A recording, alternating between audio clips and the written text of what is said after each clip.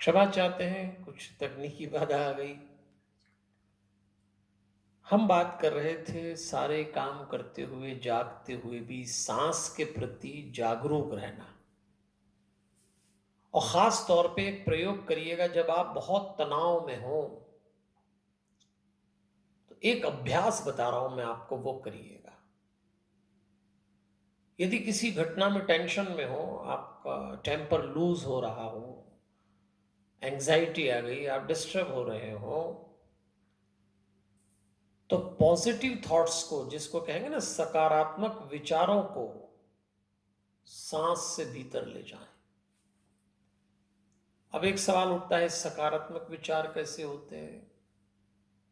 तो इसे समझने के लिए विचारों को स्मृति में बदल दें, थॉट्स को मेमोरीज में कन्वर्ट करें। कैसे स्मृति में बदलें? कि आपके जीवन में जो अच्छे लोग रहे हों, चाहे वो माता पिता हो, गुरुजन हो, मित्र हो, भाई बहन हो, रिश्तेदार हो, ऐसे जो लोग रहे, तो जब आप तनाव में हो, जब आपको डर लग रहा हो, अच्छा नहीं लग रहा हो, तो उन अच्छे लोगों को याद करें, उनकी स्मृति ही पॉजिटिव थॉट बनेगी। फिर दोहरा रहा हूं, आपके जीवन में जो अच्छे लोग हैं, हो कभी माता पिता की याद कर लो, उन्होंने कुछ बातें बोली हो, भाई बहन, मित्र, गुरु, बस उनको याद करना उस समय। तो वो जो उनकी स्मृति है, वो विचार बनेंगे और वो सांस के साथ भीतर जाने लग जाएंगे, उनकी छवि के साथ, उनकी बातों के साथ जाएंगे। लेकिन जब सांस को बाहर जाने का मौका आए, तो नकारात्मक विचार जो अंदर थे उसको बाहर फेंकिए। अब थोड़ी बात गहरी हो रही है, लेकिन मैं आसानी से समझाता हूं। एक क्रिया सांस भीतर लेना है, एक क्रिया सांस बाहर छोड़ना है। भीतर लेने की क्रिया में पॉजिटिव विचार लेना है, तो उन लोगों की स्मृति करिए जो आपके जीवन में अच्छी स्थितियां पैदा करते रहे हो, तो पॉजिटिव थॉट भीतर गए। अब नेगेटिव थॉट तो चल ही रहे थे, वो कहीं छुप गए होंगे, रख दिए होंगे आपने, तो उसको बाहर जाती सांस से बाहर ले जाएं, ऐसा उसको करिएगा। शुरू में थोड़ी कठिनाई होगी। अच्छा, इसको यूं समझिए कि जैसे किसी गोदाम में भरा हुआ ट्रक आता है, वो अपना सामान उतारता है और फिर भीतर से दूसरा सामान ले जाता है। तो ऐसे ही पॉजिटिव थॉट का सामान ट्रक लेकर आया, पॉजिटिव थॉट भीतर उतरे, और जो नेगेटिव थॉट आपने रखे थे उसको वो लेकर सांस से बाहर चला गया। इस रूपक को दोहराइएगा, दोहराइएगा। सकारात्मकता, पॉजिटिविटी भीतर लाएं, नेगेटिविटी बाहर ले जाएं। नकारात्मक विचार मतलब ऐसी बातें जो आपका तनाव बढ़ा रही हो, गलत करने की जो इच्छाएं पैदा हो रही हैं, उन्हें सांस के साथ बाहर फेंक दें। आप पाएंगे सांस लेते समय आपको अधिक प्रयास नहीं करना पड़ा, लेकिन सांस को बाहर फेंकते समय जैसा लगता है ताकत लग रही, पर ऐसा कर लीजिए। थोड़ी देर में आप अपने आप को शांत पाएंगे। सांस के द्वारा आप अपना इलाज कर चुके होंगे। तो आज मैंने आपका ध्यान सांस की ओर बटाया। आप जो कुछ काम करते हैं उसके एक हिस्से का रिजल्ट शरीर पे आया, तो आपको मालूम है कि ये काम करने से शरीर इफेक्ट होता है। आपको ये भी अंदाज है कि कुछ काम ऐसे हैं जिनको करने से आत्मा पर प्रभाव पड़ता है। लेकिन हम इस मामले में लापरवाह हो जाते हैं कि मन कौन से कर्म से प्रभावित है, वो है सांस लेने से। तो जब भी भीतर सांस लें, पॉजिटिव थॉट जाएं और नेगेटिव थॉट बाहर फेंक दें। अभ्यास करिएगा, हो जाएगा। इस अभ्यास को सरल बनाने के लिए ही मैं रोज सूचना देता हूं।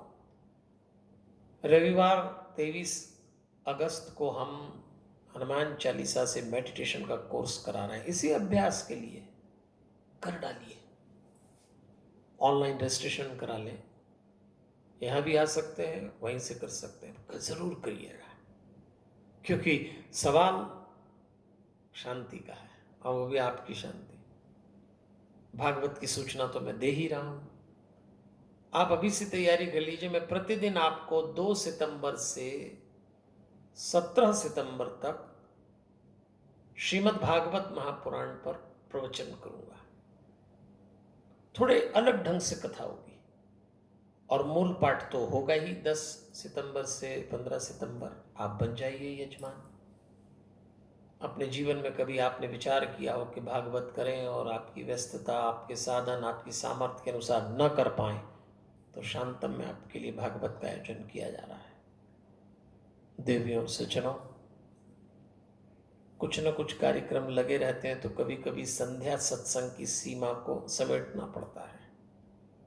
पर मैं फिर भी आपसे आग्रह करूंगा, हमारे खासतौर पे हमारे परिवारों में जब संध्या सत्संग आप बैठकर देखते हैं, तो मेरे उस उद्देश्य को पूरा कर रहे होते हैं जिसमें मैंने संकल्प लिया है। कथाएं तो सिर्फ बहाना है, हमें तो परिवार बचाना है। याद रखिएगा, ये जो प्रयोग सांस के मैं बता रहा हूं, इससे जो पॉजिटिविटी भीतर जाएगी, उससे पूरे परिवार पे असर पड़ेगा। नेगेटिविटी अगर फैमिली मेंबर्स में है, पूरी फैमिली उसकी कीमत चुकाती है। मुझे याद आती है एक छोटी सी घटना और बात को खत्म करूंगा।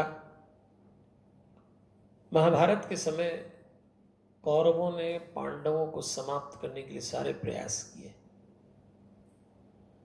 लेकिन पांडव बचते गए। फिर पांडवों के जीवन में भगवान श्री कृष्ण आ गए। श्री कृष्ण ने पांडवों की तरफ से दूत बनकर कौरवों से कहा, भाई इनको 5 गांव दे दो। नहीं दिए तो भगवान ने पांडवों से इंद्रप्रस्थ बनवाया, राजसु यज्ञ कराया और पांडवों को चक्रवर्ती राजा बना दिया। उस आयोजन में जब दुर्योधन आया, तो दुर्योधन हर तरह से नेगेटिविटी से भरा हुआ था। अब देखिए, एक ही परिवार में कैसी घटनाएं हो जाती हैं। दुर्योधन उस अद्भुत महल में उसको लगा कि यहाँ थल है, जमीन है, पैर रखा तो वहां जल था, गिर गया और अट्टहास किया द्रौपदी ने। कहते तो ऐसा है कि द्रौपदी ने कह दिया था कि अंधे के बेटे अंधे ही होते हैं, बस ये बात पकड़ ली।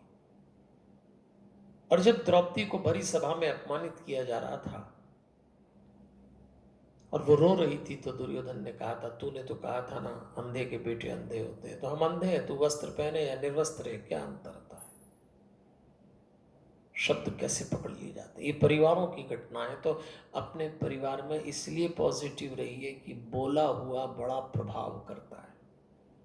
यदि आप भीतर से नेगेटिव हैं, तो अपने ही परिवार में आप अपने सदस्यों पर ऐसी नेगेटिविटी से भरी टिप्पणी कर देंगे, ऐसे शब्द बोल देंगे, पता भी नहीं लगता, और फिर हो जाती आदत।